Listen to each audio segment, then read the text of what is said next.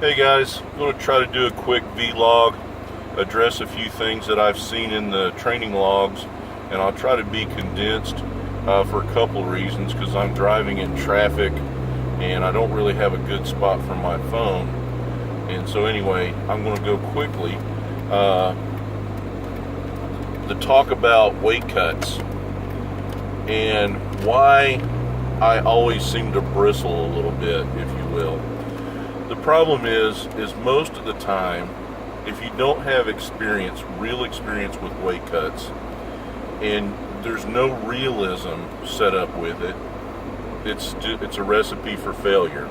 And those things create vicious cycles. Trust me, I know, because I dare say most of you are nowhere even near the size nor weight that I am. And I carry my weight fairly well. But when you're big, and you're wanting to be smaller, you can't be a big person that eats or takes in a certain caloric level and then go, I'm going to cut it to 1,700. Well, where did you come up with that number? You know, and what are you currently taking in? If you don't know that number, if you don't have a consistent number that you're taking in each day, or any idea of what you typically do on a daily to weekly basis, I promise you, you are going to fail. And I have experience cutting.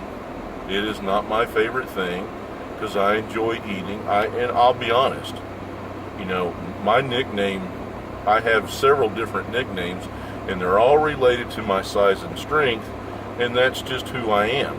So I've never wanted to be little, and I don't give a shit. I'm not going to be little.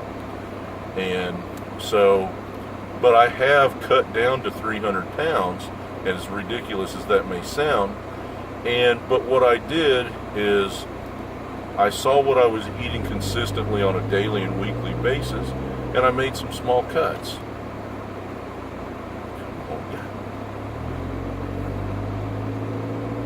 So, sorry, traffic. And that gave me the ability to cut a few calories, be consistent, see some benefit of that, and then make adjustments as I went. So it helped me do a few things. One, as I didn't have these crazy cravings, because I still had pizza once a week, but instead of eating a whole pizza, I'd eat 2 or 3 slices, and that worked out. You know, if I was drinking beer, instead of 3, I drank 1. Now, there comes a point where you have to pull all that back for whatever it is your goal is going to be. I mean, that's just a simple fact. But if you try to go from I'm eating and I'm a bigger person to I'm going to cut to 1,500 calories, I promise you, you will fail. So I'm not discouraging if you want to lose some weight, if you want to, you know, hit a certain number and that's a goal. I'm not discouraging that. What I am discouraging is unrealistic practices and expectations, because it creates this vicious cycle. And but hopefully that sparks some discussion. I'd like to see everybody talk about those things. The other one was Joe, Fallen Angel. She had a decline session, and one of the things that she posted, and I never addressed it. I don't always address it. I just listen. Usually, I see these things happen from time to time. She felt great, but the reps, they just didn't happen, in so many words. And you would be surprised at how many times I will get email. I'll have someone that does 10 weeks of training, and 9 of those weeks, there's been steady progress. Almost every week, they're hitting a PR. Everything's going well, and they have an off week, or even just a couple of off sessions, and now we want to make adjustments to the training. So if I told you in business or in your relationship or in any other endeavor that, hey, 90% of the time you're going to be successful, sign me the fuck up. Okay? That's what I want to do. Whatever it is. Playing tiddlywinks, I win 90% of the time. I'm in. I want to do that. There's going to be ebb and flow. And rarely does training and strength go by how you feel. It really comes down to how well you execute. and more so in those circumstances where you're not feeling too peppy. Because I've seen so many of you post where, well, today I didn't feel so great, but man, I got all my reps. So really what it came down to, it had nothing to do with how you feel. It had everything to do with how you set yourself up to be successful by executing proper form. So keep those things in mind.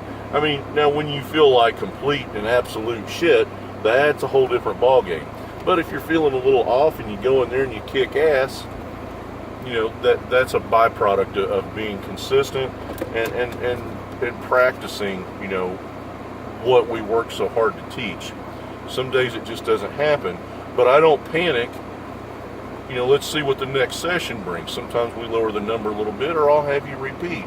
And in that time, all she's done is hit more PRs. So again, hopefully this will create some discussion, and those are the things that I enjoy. One more thing before this is too long, the talk about competing. Matthew, we had a funny Facebook Messenger chat that hopefully he'll share with you. The thing I like is creating something that creates urgency around the training.